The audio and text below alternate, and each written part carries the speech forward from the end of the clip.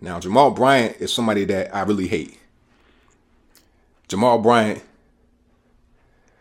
I can't even really describe it no other way. Roll it. Every sister just elbow another sister, he should have listened. Every brother, would you tap another brother and say, I should have listened to her? God help me. Old saints, y'all forgive me, but I got to tell you, these hoes ain't loyal. You got to find somebody.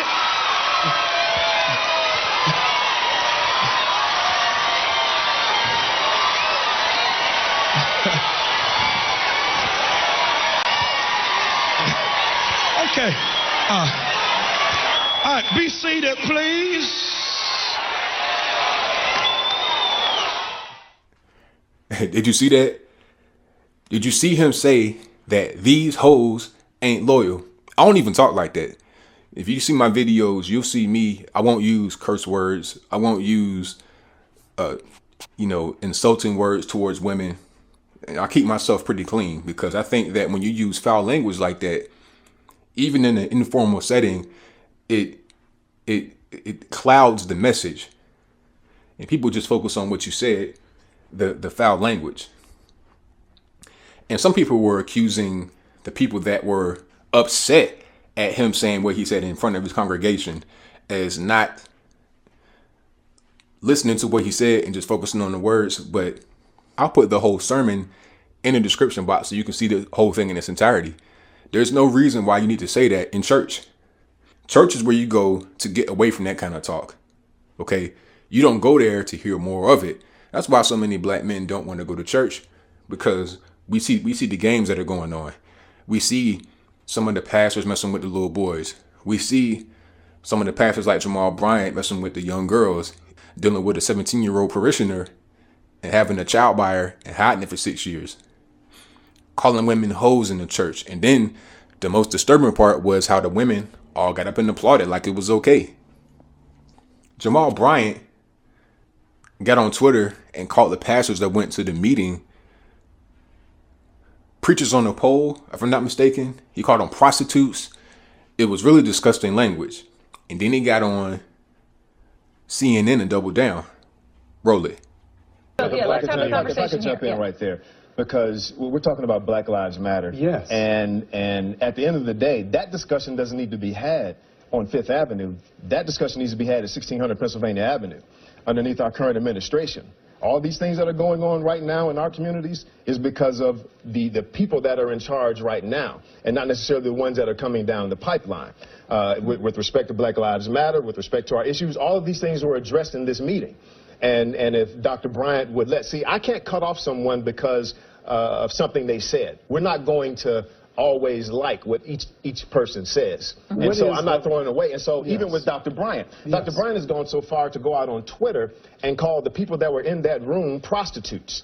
And I'm wondering. You just called, let's just say, right here at this table, you just called. Yes, Dr. Davis a pawn. He called me a pawn. But he's called them a prostitute and said that we're using our pulpits as polls. Yes. Okay. Right, so I'd like to give a redress. I'm wondering if the women in that room, the women, female pastors in that room, appreciate being called prostitutes, and I'm wondering if their husbands, in fact, agree with being called prostitutes. I want to apologize because prostitutes get money, and the 100 that went in there walked away with nothing. They did it for free. So there's another word for that, and I would not use that language on the family channel.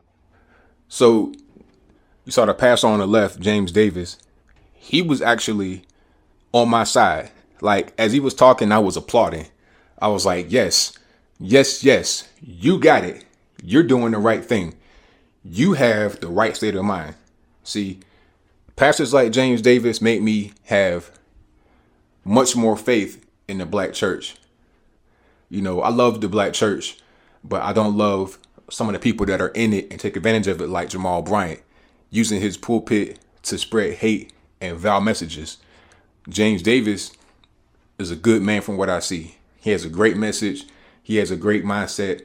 And Jamal Bryant is what is wrong with the black community and the black church. This is why there's a disconnect. This is why you need to have meetings with black pastors and stuff like that, because too many of us are not on the same accord. And when you have people like Jamal Bryant, if I'm not mistaken, I think Jamal Bryant has a mega church. So you're talking about thousands of people a week that get to hear him in Baltimore, which is a ghetto. And how will a ghetto ever improve? We have someone like that who has not one, not two, but 3 baby mamas. To his credit, one of them he's married to, but 3 baby mamas. A guy who uses foul language, a guy who disrespects other people. And you know, the irony about it was that he was talking about how inflammatory Donald Trump's words were, but he uses some of the most disgusting language you ever heard towards his own parishioners, towards his fellow, his colleagues that are also pastors, ministers, preachers, bishops. He is a disgusting person. Okay? But you do have good, solid preachers and ministers out there. And I think this meeting was good to have a lot of the good ministers, a lot of the good preachers, a lot of the good people in the church, in the black church, come together in one room.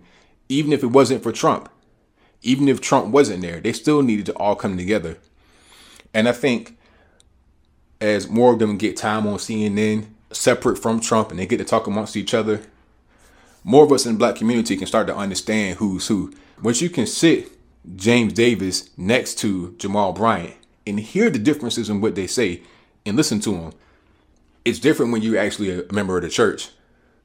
When you're actually a member of the church, it's hard for you to understand what this person really is and how they are, because you see them every day. You see them through one set of eyes. But to see them on TV in a juxtaposition is very interesting. And I think the whole thing will be good for Black America and definitely for his election. I think he'll be able to grab a lot more votes. And I think even beyond what Trump has done for himself in the campaign, this will align more black folks to the right. This will strengthen many churches. This will strengthen many people.